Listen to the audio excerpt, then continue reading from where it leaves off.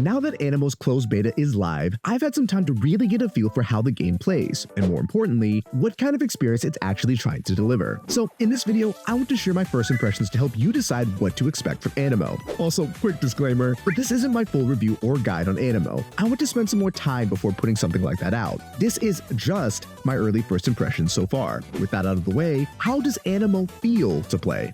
Well, so far, movement has actually felt pretty snappy. As your MC, you have your typical open world movement options of walking, running, jumping, you get the gist. Where Aniimo mixes things up though is how they allow you to incorporate the Aniimo you capture into those movement options. For instance, an early Aniimo I captured was Celestis, which actually allowed me to use it as a glider. This integration of capturing Aniimo to help with your exploration really helps them all to feel exciting to catch, as you never really know if the next one you catch could be used to solve some kind of puzzle.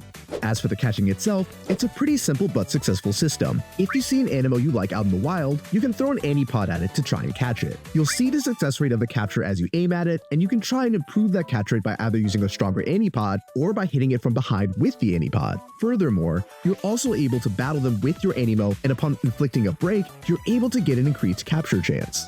Switching gears a bit, the Aniimo themselves also have a lot of personality. As you're exploring the world, you'll be able to see them in their natural habitats, and it's a nice touch that Popcorn Studios has incorporated some environmental storytelling in order to clue you into the personalities of the different Aniimo species. For instance, as I was exploring, I encountered the species Bud Squire, which were like little onion knights. By twining into mine, I was able to start a quest chain where I had to undergo a trial that had me battling multiple Thornblade Aniimo. My reward was that I got to hear a story that gave me a hint as to how and where to find a special environmental form of Thornblade, which leads into my next point. Some Aniimo will have environmental variants that don't just change their design, but also change their elemental typing to give you a practical reason to try and use their different variations. Beyond just being cute or cool design-wise, the Aniimo also play into your exploration puzzles and quests as well. For example, I encountered some puzzles that required me to twine with specific Aniimo to either participate in some kind of herd events or challenge a rival species. It's these little details that help the world feel much more alive and exciting to explore, so I'm really looking forward to seeing what other kinds of encounters are out there. And then to touch on the twining system itself, so far, the swapping back and forth between your MC and your Aniimo is pretty seamless. Movement skills that are related to Aniimo like gliding and swimming will happen automatically, and you can even change which Aniimo you'd like to automatically twine with when you need those movement abilities.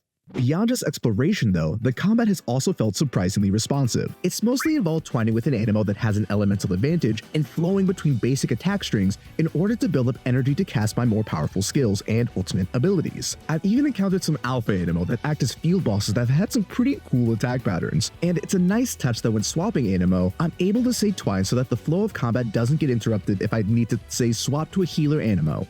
All that being said, there were also some game systems that I didn't really expect that surprised me in a good way. The first was just how rewarded I felt for exploring. Around every nook and cranny you'll find Aniimo that you can try and capture, but along the way, you'll also find Lumen Ambers, which are a special collectible that can be used to upgrade branches. These branch upgrades can do things like increase your catch rate in specific areas of the map and even grant you increased chances of finding sparkling Aniimo, which are basically shiny Aniimo. Furthermore, music is obviously very subjective, but I was pleasantly surprised with how much I liked the environmental background music. The instrumentation did well to match the environments I was in, and the chord progressions were interesting enough to not feel like generic Forest Theme 1, if you catch my drift. That being said, what surprised me in not as good of a way is that the story so far felt a little bit on the weaker side, and the voice acting, especially for the main character, felt a bit awkward. That being said, thankfully the incentive to explore the world is strong enough from the other systems that I was still happy to follow along with what was happening.